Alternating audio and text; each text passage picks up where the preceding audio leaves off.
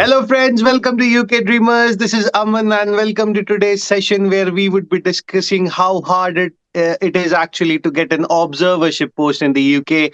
And we would take you to the journey of my dear friend, Dr. Shreyansh Darla, who has just secured a job in the UK after loads and loads of struggles. So, Shreyansh, first of all, congratulations and welcome to the talk.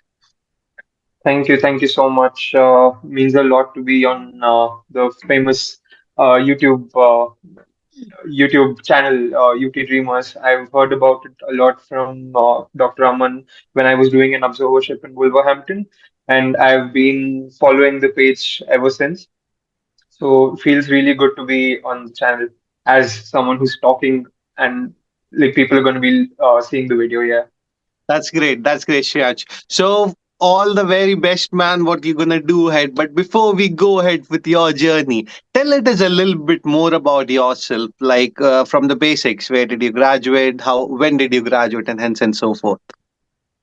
So I'm from I'm basically from India. I'm from MBBS 2016 batch. I finished my MBBS in 2021, following which I did my 1 year compulsory internship and finished that in 2022. During my internship, I had decided that I want to give lab and I want to move to the UK very early during my MBBS journey, maybe in the third year of the early part of the final year.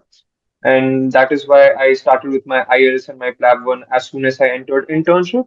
I had finished my PLAB 1 during internship, and as soon as I was done with my internship, I traveled to the UK in September 2022, around 3 or 4 months after my internship, and gave my PLAB 2.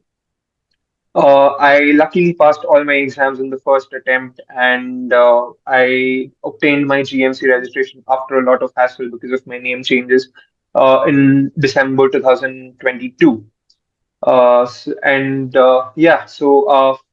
when I was in my PLAB journey, I knew about observerships and clinical attachments, but I also heard from a lot of them that clinical attachments and observerships are not necessary and they are you're just going to shell out a lot of money and you're not going to get a huge benefit out of them.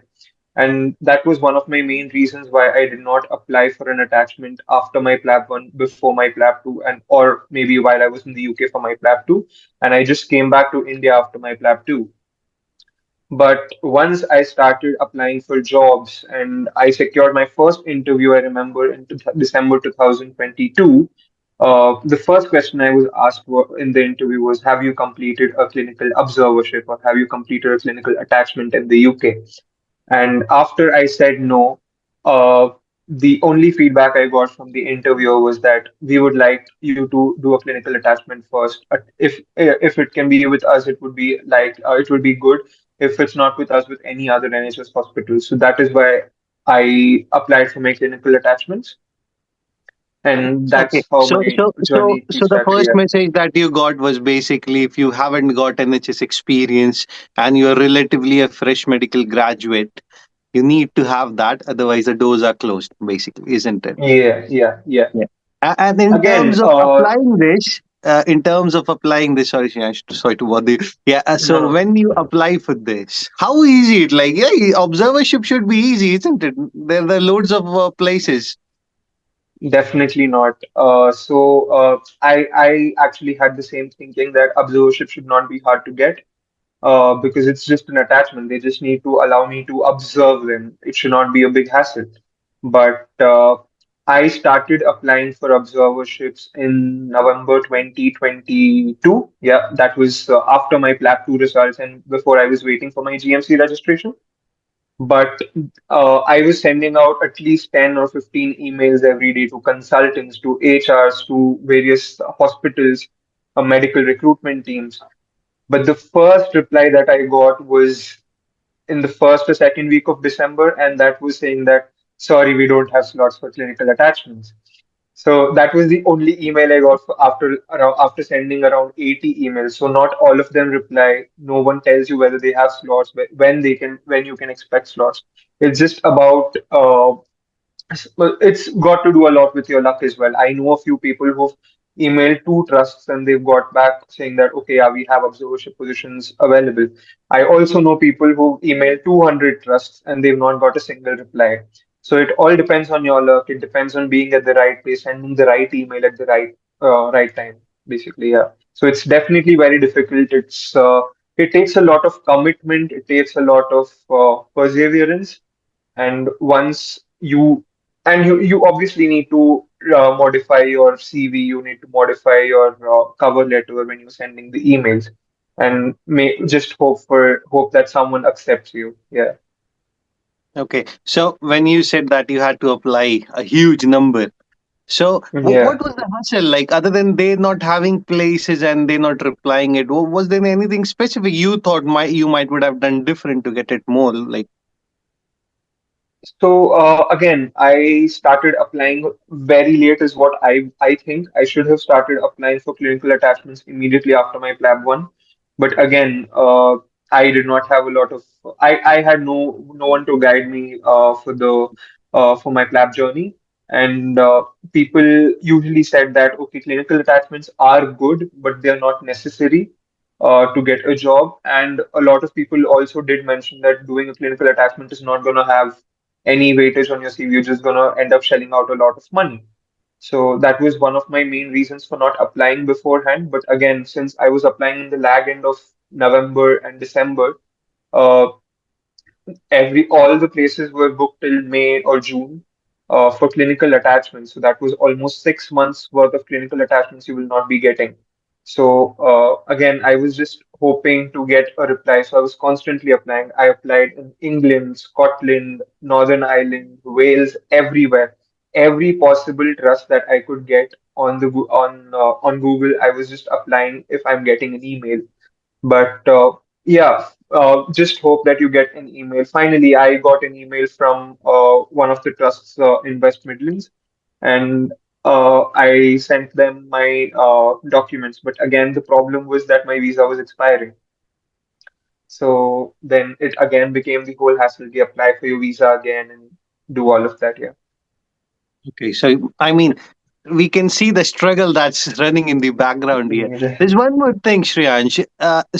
For instance, you apply for observership and you get that observership. Are you guaranteed Mhm. a job at that very trust? No. So it's a plain simple answer, no, because so the first thing is no trust promises that they're going to give you a job at the end of the observership.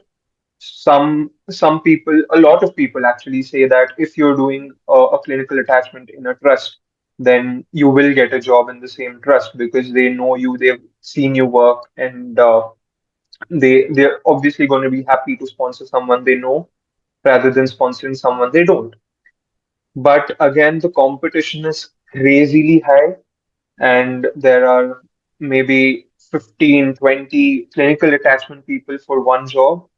And there are, even though there are vacancies at times, nothing is shown on track, no emails are sent, nothing is there. So again, it's not easy to get a job in the same trust that you've done your clinical attachment with, but at least doing a clinical attachment anywhere in the NHS at least gives you a push saying that, okay, he knows something about the NHS, she knows something about NHS, and that if we take them in and okay, we just need to maybe train them for a week or two and maybe they'll be up to speed. So yeah, again, jobs are not guaranteed. Can be because of internal reasons, can be because of funding issues, can be because of sponsorship issues, but jobs are definitely not guaranteed in the trust you do your clinical attachment in. Okay, so Shreyansh, tell us a little bit in depth, like whom should you write the email and what should be the content of the email? Just a brief for the guys to, have an idea. Yes. For the clinical attachments, I initially started off with just sending a body of I started just typing in the uh, Gmail dialog box itself, the place where you type the mail. I was typing my entire cover letter there, and I was just attaching my CV and sending it forward. But again, in after some time, a few of them suggested that sometimes they don't read the email; they just see the attachments. So I used to write a very brief body of the email, and then I used to attach a couple of attachments. I used to send a cover letter as well as my CV. So in the cover letter, it's always advisable to write about your personal details, where you've graduated from. If you have any maybe distinctions or gold medals, you can just mention them. Then write about what is your current status of your GMC registration journey. Have you completed your IELTS? Have you completed PLAB 1? Are you preparing for PLAB 2? Have you passed PLAB 2? Or have you already gotten your GMC registration? Mention that very clearly in your first paragraph of your cover letter. After that, write why you want to do a clinical observership. What is your main goal? You need to explain to them why you want to take part in their observership program. After that, you can maybe write one or two lines. If you know about the trust, if you know about the region, you can just write one or two lines about why you want to do a clinical observership in that particular region or that particular trust. Because again, that would show them that you've done some kind of research on the trust and you're not just applying here and there just for the sake of it. The final thing, which is the most important thing, is mentioning to them then and there in your cover letter what your future goals are and what is your future specialty of choice so that they can allot you the specialty of your choice for your clinical observership. And obviously, that's going to go a long way in helping your application as well. If you have the same kind of documentation supporting your stand that, okay, I want to do this specialty in your CV as well. Your CV needs to have a few bonus points if you want to go into medicine, if you want to go into surgery, you need to have attended some conferences, some case presentations. So if your CV has bonus points which point towards internal medicine, then getting an internal medicine observership is easier.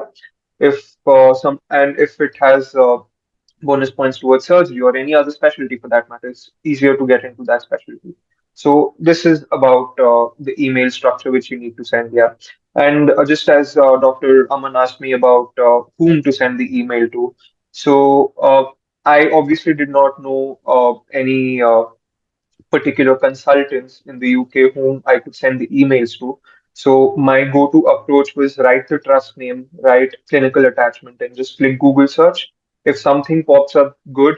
If something does not pop up, every trust has a contact, a medical recruitment, or an HR email ID. Send them an email. If there is no email, give them a call, ask them for an email, and then just send your email and just maybe wait for them to reply. All right, Shreya. So tell us how easy was about the job hunting like, as everyone these days say that there are no jobs, people are struggling with the jobs and whatnot. I get n number of emails saying, "Can you help me get a job?" and all. How hard it is actually, to get a job. Um, Before I go into the entire details about how hard getting a job is, I just want to give one number to all of you, saying the number of applications that I've put on track. It's 200 plus. So, and I've got three interviews out of 200 plus. And my first and second interview, I could not get in through my first and second interview only and only because they wanted more NHS experience, not clinical experience elsewhere. They wanted more NHS experience. So again, I had no way of getting that apart from clinical attachments. So yeah, getting a job is very difficult right now. I know people who've gotten jobs like just a month after the GMC registration as well. It's just about being at the right place at the right time. But I also know about people who haven't got a job even after a year of hunting. It's the main reasons which I have seen is that for one job in one hospital, they have around 500 to 1,000 applicants applying. So, because there are so many applications, again, I don't think any of us can exactly be sure of how the applications are shortlisted. So it's just about luck in a lot of places that, okay, maybe your application is selected based on luck, or maybe your credentials as well at times that someone better is not there. But the easiest, most uh, proven method of job hunting right now in the UK is talk, talk, and talk. Networking with consultants, networking with junior doctors, and then talking to everyone about your future goals, your future aspirations is very important. And don't stop at one clinical attachment if you have the funds, if you have the means for it. Keep doing clinical attachments, continue doing clinical attachments. Maybe do it in one trust, two trusts, do it in three or four trusts, if that may be the case. Some job opportunity is going to arise in one of the trusts. And even if it does not arise in that trust, if your consultant has seen your work and the consultant is happy with you, they're obviously going to keep giving you references, and a UK reference is much more valuable than a reference outside the UK. So that is one of the I won't say easiest way, but most feasible way to get a job. But again, the last thing, the main thing, not the last thing, would be that your interview needs to go well. You need to prepare well for your interview. You need to show them that, okay, whatever the job is, you can take it. You'll be suitable for that job. So yeah, the challenge is there. It is very difficult to get a job, but again, it is not impossible. People do get it, but again, it you need to be consistent with your applications. You need to constantly keep changing your CV. You need to read the job description for each and every job thoroughly. You need to see the trust values. You need to see what kind of a trust it is. You need to show the key points in your supporting information, saying that you've done your research about the trust, you've done your research about the specialty as well. And again, just hope for that magical email saying that you're invited to interview. That's great. That's great, Shriyansh. So, Yeah, in terms of the interview, I'm not gonna, trickle your brains much. We all yeah. know. Anything in particular you thought was slightly trickier in your interview, and you could have done something different? So again, my last two interviews were pretty good, and I did not face any challenge while answering the questions. Because again, it is very important for you to prepare for the common clinical scenarios from Oxford Handbook of Clinical Medicine or any of the major, or maybe you can read UpNICE guidelines or that particular trust's guidelines as well.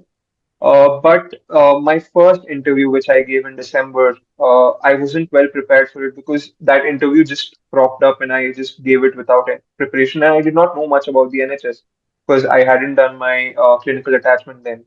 But one major thing, what I have seen in my interviews is that you need to know what the UK practices are of clinical governance and audits because those questions are usually asked in the interviews. And if you do not answer those questions, you are doomed. You're not going to progress ahead in the interview. Even if you struggle for a bit with your clinical judgment, even if you struggle for a bit with your clinical uh, if you struggle with your clinical aspect of things, you should not struggle with your ethical aspect of things, because everyone knows that clinical aspect is different in different countries, and it's obviously going to work better if you're working in the system. But if they're asking you ethical questions, as in when can about DNR forms or not resuscitate forms, or about patient confidentiality and stuff, if you're going to not answer those questions properly, then obviously it's definitely going to be a no. So while you're concentrating on your clinical questions, I would say that you need to concentrate equally or maybe more on your ethical questions or the GMC good medical practice questions, because those are obviously going to give you bonus points. And just practice, practice, and practice before your interview as well, because you want to show them, you basically need to sell yourself to them. You need to show them that you are the suitable candidate for that particular job. Yeah. Okay, that's great, Shriyansh. So, lastly, your take-home points for all the colleagues who are struggling with their observerships and jobs. So with the observerships again, it's very difficult to get observerships. I know I've been in the same boat. But don't stop believing in yourself. Keep updating your CV, keep applying to various hospitals.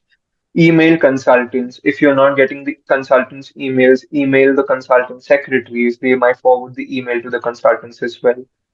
Try contacting people. If you know any junior doctors or if you know anyone who can help you out with the same process, like Dr. Aman did for me when I was in Wolverhampton, he went and spoke to a couple of senior doctors and consultants for me as well and put in a good word for me.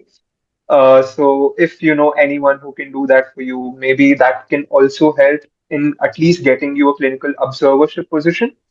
But again, don't stop believing in yourself. And one more main thing is don't create a clinical gap, which is difficult to explain later on because everyone wants you to be in continuous practice. Obviously, you can explain saying that you've been preparing for exams or you've been applying for jobs and interviews, but it would always be better to show that you have some kind of clinical you're continuing to practice medicine or at least read medicine, at least preparing for some exams. So yeah, that's about it. All right, great. Thank you so much, Riyan. So, wishing you the very Yeah, best no and problem. see you sometime in the Thank you. UK soon. So, guys and Yes. girls, as Riyan said, don't give up. It is difficult, but still doable. Do the right things. And if you've got any queries, just leave me a message in the comment and we'll try to get back to you. Till then, keep liking, sharing, and subscribing. Thank you so much. Cheers. Bye. Thank you.